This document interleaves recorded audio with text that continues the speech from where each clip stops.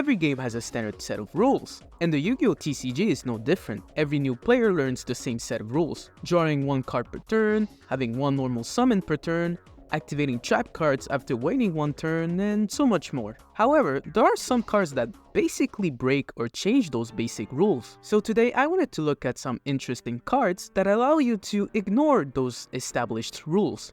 The first card I wanted to look into is Legacy of the Duelist. This one really caught my eye. First of all, this card's Japanese name is actually a reference to the soundtrack Passionate Duelist in the Japanese dub of the Duel Monsters anime. And I guess the TCG version decided to reference the video game Legacy of the Duelist. Either way, they're very neat little references. The reason this card caught my eye is because it references a lot of different elements seen in the show. The first effect of the card says that when a monster declares an attack, you can target a spell and trap card your opponent controls, negate the attack, and if you do, destroy that card. So that effect is clearly a reference to Duelist Kingdom, specifically the duel between Yugi and Kaiba. Using the first version of the duel disc and the so-called expert rules, monsters you control could attack your opponent's face-down cards that weren't technically on the field. They were in what we call the sub-stages, which was pretty much your hand. I have a bit of an older video that explains the expert rules, so feel free to check that one out. In any case, the first effect is a reference to that.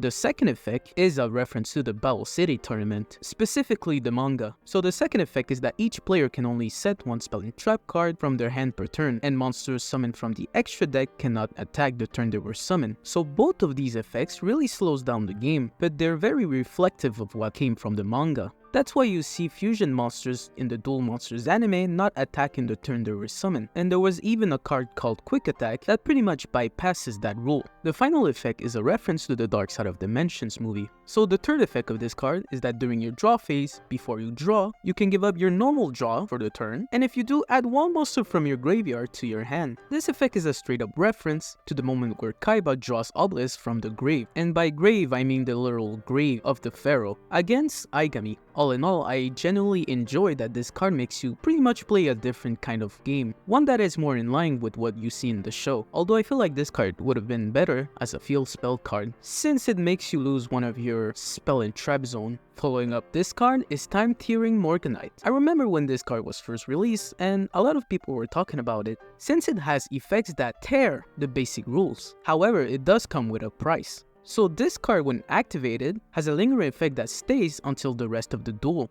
And that effect is that you cannot activate monster effects in the hand. So this practically shuts down every hand trap you have, which is pretty much a death sentence in modern Yu-Gi-Oh! However, for that hefty cost, this card allows you to draw 2 cards instead of 1 for your draw phase, and you can conduct 2 normal summons or sets per turn. Also, it has a last effect where you can banish it from the graveyard and discard another copy of Time Tearing Morganite, and your opponent cannot activate monster effects when you normal summon during this turn. As you can imagine, those effects are very alluring. Drawing 2 cards is a very powerful effect in Yu-Gi-Oh! So having the ability to draw 2 cards during your draw phase is a very big advantage for you. Also, your opponent cannot activate Joel and Lockbird or Ash Blossom on this effect after the card was activated. Since it technically doesn't add any cards to your hand, it makes you draw them like your normal draw phase.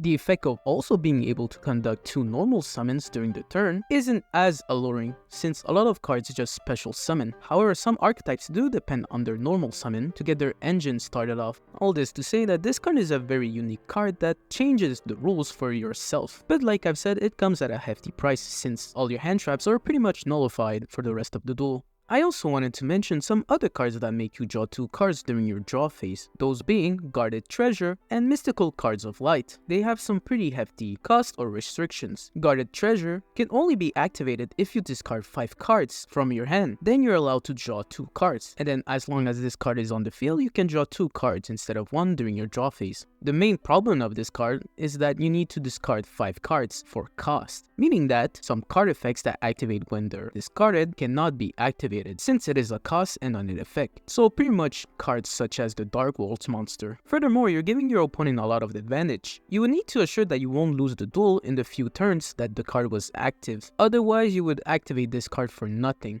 Now with Mystical Cards of Light, the main problem of this card is that you would need to have 2 of them immediately in your hand. Furthermore, when you activate this card, you have to give up one of your unused spell and trap zones. So basically, if you put 2 of them on your side of the field, then you have 4 of your spell and trap zones that become unusable. Another card that changes the basic rules of the game is the card Convulsion of Nature. Convulsion of Nature is a pretty unique card. It's the only card in the game that allows you to duel while your deck is upside down. It's such a unique effect that it's not even on mass to duel, probably because it would cause a lot of problems. This card has seen some play too. In gold format, it's part of a deck called Library FTK, which, as the name implies, utilizes Royal Magical Library to draw as many cards as you can.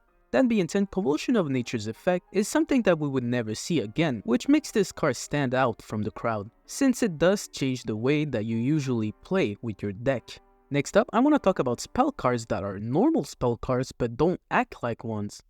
Cards such as Swords of Revealing Light, Nightmare Steel Cage, and Different Dimension Capsule are technically continuous spell cards, since they stay on the field after their activation. Even if those cards destroy themselves, if you look at other similar cards, they are continuous spell cards. Cards such as Swords of Concealing Light demonstrate what they should have been. There's also the card Curse of Fiend that has a unique activation requirement for a normal spell card. Usually, normal spell cards can only be activated in your main phase 1. However, Curse of Fiend requires you to activate only during your standby phase. So how do you do it actually? Well, you technically have to set it first, then you can activate it during your standby phase. So this normal spell card mimics how you would play a quick play spell card during your standby phase. But the effect is so mediocre that I wonder why they even bothered to give this requirement. In any case, these are other examples where cards don't really follow the typical rules of the game. Before wrapping things up, I do want to mention card effects that manipulate hand sizes, such as infinite cards, as seen in the anime in the Yugioh vs Merrick duel. It also has its counterpart, finite cards, which limits the hand size to 3 cards for each player, or even hieroglyphic lithograph, which for the cost of 1000 life points, your hand sizes becomes 7. In Yu-Gi-Oh, you can only have 6 cards at a time. If it exceeds 6, then you have to discard until you have 6 remaining. So cards such as infinite card and hieroglyph lithograph allows you to change that rule for yourself. The very last kind of effect that I want to mention are cards that allow you to activate trap cards during the turn they were set, or even from your hand. Everyone knows that nowadays trap cards are a little bit too slow, and they had to create cards such as Infinite Impermanence and Evenly Matched, which can be activated from your hand to even stand a chance against the other card types. That being said, there were cards before that allow you to activate trap cards from your hand or even the turn they were set. The monster Makuria the Destructor needs no introduction. This card allows you to activate trap cards like spell cards from your hand. They eventually banned this card since it was too powerful,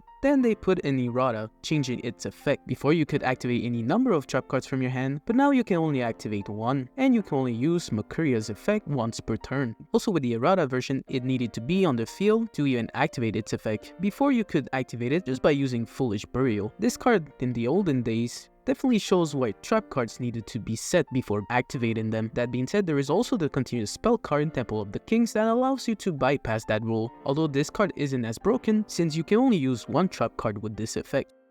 So, like they say, rules are made to be broken, and a lot of Yu-Gi-Oh cards just do that. There's probably way more cards that technically change or break the rules, so feel free to mention them in the comments down below. I could have also mentioned archetypes that pretty much break the rules, such as the artifact archetype that set themselves in the spell and trap zone. As always, thanks for watching and see you next time.